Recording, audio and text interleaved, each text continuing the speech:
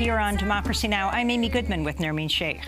The Trump administration is reportedly planning to build tent cities on military bases near the U.S.-Mexico border to accommodate the increasing numbers of migrant children being held in detention centers.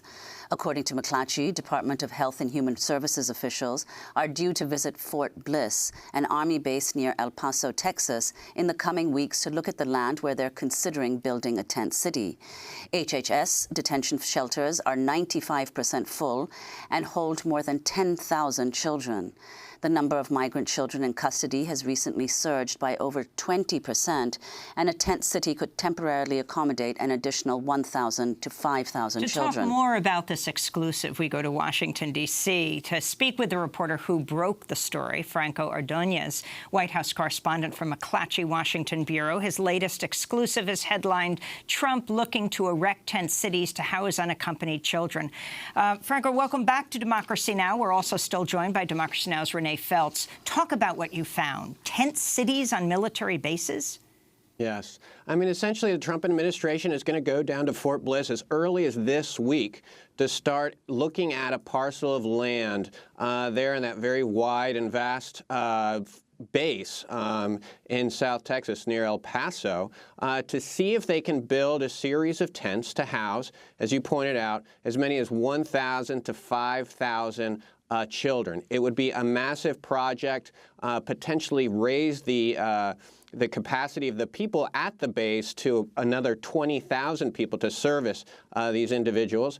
The administration currently says that this is a site visit. They're going to check it out. They're not guaranteeing that they will build it. But according to my sources, this is pretty far along if they're talking about the number of beds and the number of new staff that they will need to bring in to take care of this.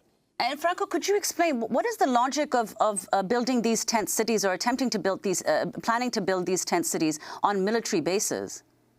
Well, essentially, they're running out of space, as you and Renee had pointed out about the zero-tolerance policy, that there are so many children who are now being separated from their parents, 20% increase in just the last month from April to May, that these facilities where children are held has reached near capacity. So they need more space to put children. Now, the tent cities are just for unaccompanied children, but there's no more room to put them in the other child shelters. So they need these places to put the children. HHS says this is prudent work, that they will be safe, that they will be in protective environment, but they need temporary facilities that they can put up and put down depending on the rate of migration trends. As you know, migration trends change over the year. They rise in the spring. In the summer, they go down traditionally in the fall and winter and colder months. So they want some flexibility and places to have these children. Franco Ordonez, describe Fort Bliss, the military base near El Paso, Texas, where they're going to erect one of these tent cities, and talk about who is behind this. Franco, did you hear my question? We're talking to Franco Ordonez, a White House correspondent for the McClatchy, Washington bureau. Renee, your thoughts on just coming from the South Texas border? Well, it's interesting. Fort Bliss is in El Paso. That's a total extreme other opposite end of Texas. And it just goes to show how many places they're detaining so many children that they need to build a new tent city all the way in El Paso. We just got done talking about the Rio Grande Valley. The other thing I would say to build on what Franco was saying there is that these facilities where they hold the unaccompanied children, a manufactured crisis, children separated from their parents, are full, but they're full because the children are being held longer instead of being released. And they're being held longer while their sponsors are vetted, and they're being held longer in part because, as we pointed out earlier, they have to represent themselves in immigration court. So let's go back to that issue of Fort Bliss, where one of the tent cities would be erected, Franco Ordonez. If you could describe it, and also who is behind these orders, and what's the House involvement as well? So essentially, these tent cities, they are still being considered. But you could imagine, because let's remember that also that this is not setting some new precedent.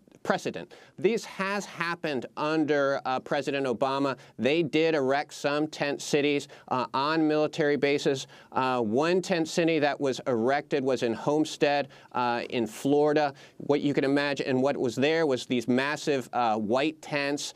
Children were brought in. They had food, clothes. They had recreational facilities. I was told, I did not see this firsthand, but I was told there was some Zumba-like classes for children and other being able to play soccer. Those are the kind of facilities that would likely be in Fort Bliss. Who's behind it? Department of Health and Homeland Services is the one who's responsible for taking care of these kids. Right now, there's about 11,200 kids without parents who are now held in custody. So it'll be Health and Human Services and the Office of Refugee and Resettlement who will be taking care of these kids at these facilities. And Franco, can you explain, you said that, of course, people have been detained under the Obama administration as well, and previous administrations. What has the Trump administration done on this issue that previous administrations have not? Well, what the Obama administration, interestingly enough, did a lot of the same things that the Trump administration did.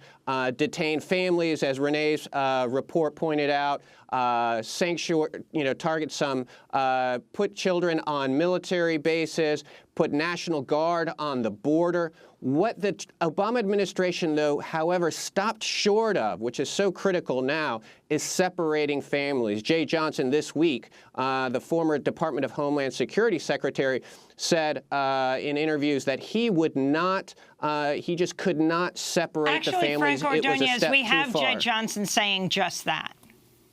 For 3 years, I had the responsibility for enforcing our immigration laws. And in 3 years, on my watch, we probably deported or returned or repatriated about 1 million people to enforce border security.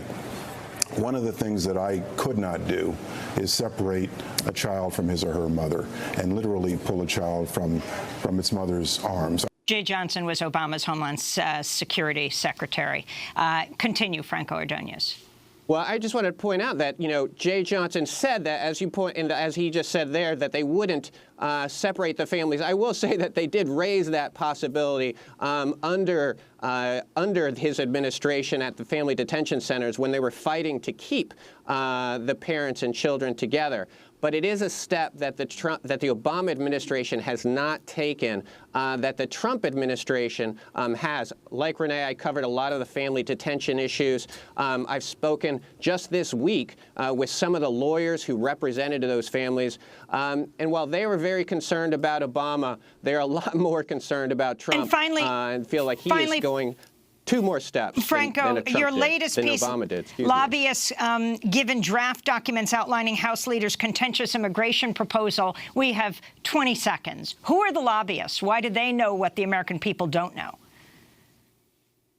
I believe that question was to me. You're kind of bouncing in and out. But the lobbyists, a lot of lobbyists are the detention centers. They're detention centers, groups like GEO, groups like CCA, groups that will kind of be behind these tent cities that will be hired to man them, the health service organizations that will be there. And they will be there who will be able to profit from these organizations. Franco Ordonez, I want to thank you for being with us. White House correspondent from McClatchy, Washington Bureau, and Renee Feltz, thanks so much. I'm Amy Goodman with Nermeen Sheikh. Thanks for joining us.